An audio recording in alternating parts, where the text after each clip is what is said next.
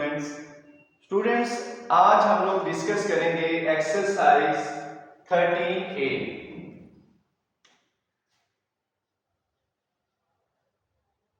जिसका question number 1 discuss किया जाएगा। क्वेश्चन नंबर 1 क्या है? The number of laptops sold each day over a period of 19 days was recorded. Students इसमें हम लोग देखिए, हमें एक ग्रुप डाटा दिया गया है।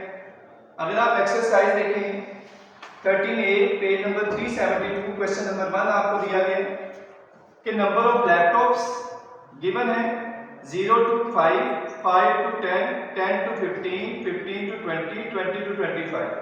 ये हमें क्लासेस दी गई है। हमने लास्ट लेक्चर में ये भी डिस्कस किया था कि ग्रुप डाटा क्या होता है। This is a group data. अच्छा, यहाँ हमने एक बात नोट कर दी, यहाँ पे 0 से लेके 4 तक वैल्यूज ऐड है। ठीक है, वो कह रहे हैं x लेस देन 5, यानी 5 शामिल नहीं है, 5 अगली रो में शामिल है। और इसकी फ्रीक्वेंसी भी हमें गिवन दी गई है। अगर हम इस फ्रीक्वेंसी का टोटल कर दें तो 9 + 5 14 + 2 16 + 2 18 + 1 19, तो हमारे पास 19 आ गया। अब स्टूडेंट्स हमें सवाल किया गया draw a histogram to illustrate the data. Histogram data को ड्रॉ करने के लिए आपके पास क्लास बाउंड्री का होना जरूरी है। अब स्टूडेंट क्लास बाउंड्रीज क्या होती है? ये जो डायगोनल वैल्यूज हैं ये सेम होनी चाहिए। तो इसमें देखो ऑलरेडी सेम है, तो हम लोग क्या करेंगे, एक x एक्सिस और y एक्सिस ड्रा करेंगे। x एक्सिस हमारे पास ये वैल्यूज हैं और y एक्सिस हमारे पास ये वैल्यूज हैं। अब y एक्सिस पे आपने ये जो फ्रीक्वेंसी है इसको ले लेना है। अगर आप लोग फ्रीक्वेंसी देखें तो हाईएस्ट फ्रीक्वेंसी 9 है, तो हमने 1 से लेके 9 तक नंबर्स ले लिए। इसी तरीके से जो नंबर ऑफ लैपटॉप्स हमें दिए गए ये हमने x एक्सिस पे ले लिए। इसकी रेंज हमारे पास क्या है? 0 से 5, फिर 5 से 10, फिर 10 से 15, फिर 15 से 20, फिर 20 से 25। ये सारी रेंज हमें दी गई। तो आसान तरीका क्या होता है कि आप 0 से ये 7 बना लें, तो ये सारा डाटा आप लिख दें 0 5 10 15 20 25। ये हमने x एक्सिस पे ले लिया। अब स्टूडेंट्स हमने क्या करना है, हिस्टोग्राम का ग्राफ बनाने के लिए रेक्टेंगुलर बॉक्स बनते हैं। अब वो कैसे ड्रा करने हैं? देखिए, फर्स्ट वैल्यूज के ऑपोजिट क्या है हमारे पास? 9। तो हमने अपनी फ्रीक्वेंसी में 9 को फाइंड आउट करना है। ये हमारे पास 9 आ गया, यहां से हमने थोड़ी सी लाइन इंक्रीज कर देनी है और ये जो 5 है यहां से स्ट्रेट लाइन लगाकर इसके साथ ऐसे मिला देना। तो ये एक रेक्टेंगुलर बॉक्स बन गया। इसके बाद स्टूडेंट्स नेक्स्ट क्या है? 5 से 10 तक हमारे पास 5 है, तो अब हमने देखा 5 के ऑपोजिट ये आ रहा है और यहां से हमने नेक्स्ट वैल्यू को इंक्रीज किया बॉक्स को, और ये बॉक्स हमने जनरेट कर दिया। इसी तरीके से बॉक्सेस बनते जाएंगे। नेक्स्ट वैल्यू के ऑपोजिट क्या है? 2, ये 2 है हमारे पास, यहीं से हमने थोड़ा सा इंक्रीज किया और इसको ऊपर ले जाकर इसके साथ मिला दिया। इसी तरीके से नेक्स्ट वैल्यू फिर 15 से 20 भी 2 है, तो स्ट्रेट वैसे स्ट्रेट हो जाएगी और इस लाइन को हम लोग इसके साथ ज्वाइन करेंगे। इसके बाद स्टूडेंट्स हमारे पास 20 से 25 1 है, तो ये 1 के ऑपोजिट हम लोगों ने आगे और एक ग्राफ बनाया।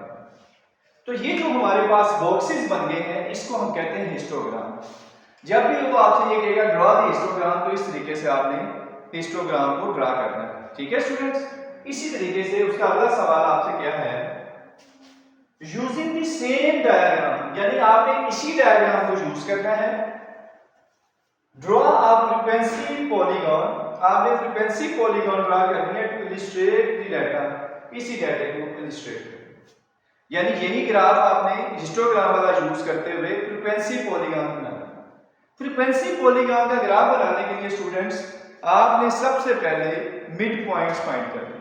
जिस तरह मैंने बोला हिस्टोग्राम के ग्राफ के लिए हमें क्लास बाउंड्री चाहिए होती है, इसी तरीके से फ्रीक्वेंसी पॉलीगॉन ग्राफ बनाने के लिए हमें मिड पॉइंट चाहिए होंगे। सो स्टूडेंट्स मिड पॉइंट्स कैसे फाइंड करते हैं, आप देख लेते हैं।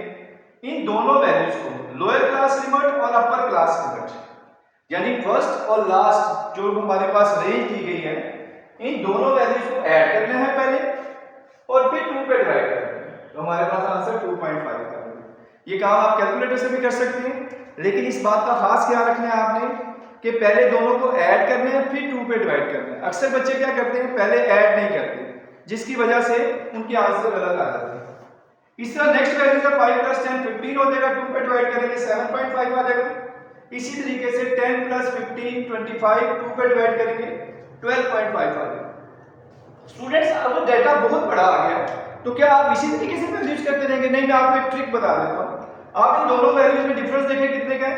7.5 में से 2.5 माइनस करते हैं तो हमारे पास क्या आ जाएगा 5। अच्छा, इसका मतलब है कि आप तमाम वैल्यूज में 5 ऐड करें तो आपकी मिड पॉइंट्स फाइंड हो जाएंगे। यानी आपको बार बार इनको प्लस करके 2 पे डिवाइड करने की जरूरत नहीं है, आप 2 वैल्यूज को करते हैं उसके बाद डिवाइड करते हैं। स्टूडेंट्स इट मींस हमारे पास देखिए फर्स्ट वैल्यूज के ऑपोजिट क्या आ रहा है 2.5। अब स्टूडेंट देखिए ये 0 और ये 5 है तो इसके बिटवीन 2.5 होगा, तो यहां आपने एक डॉट लगा दिया।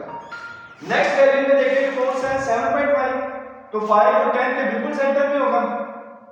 10 और 15 का मिड पॉइंट इसके सेंटर में होगा 12.5, और 17.5 है तो 15 और 20 के मिड पॉइंट्स में होगा, और 20 और 25 इसके मिड पॉइंट्स। तो आपने नोट किया कि जब भी हम लोगों ने फ्रीक्वेंसी पॉलीगॉन बनाना है अगर हिस्टोग्राम का, तो हिस्टोग्राम में जो बॉक्सेस हैं उनके सेंटर्स में आपने पॉइंट्स लगा देने और उन पॉइंट्स को आपस में ज्वाइन कर देना है।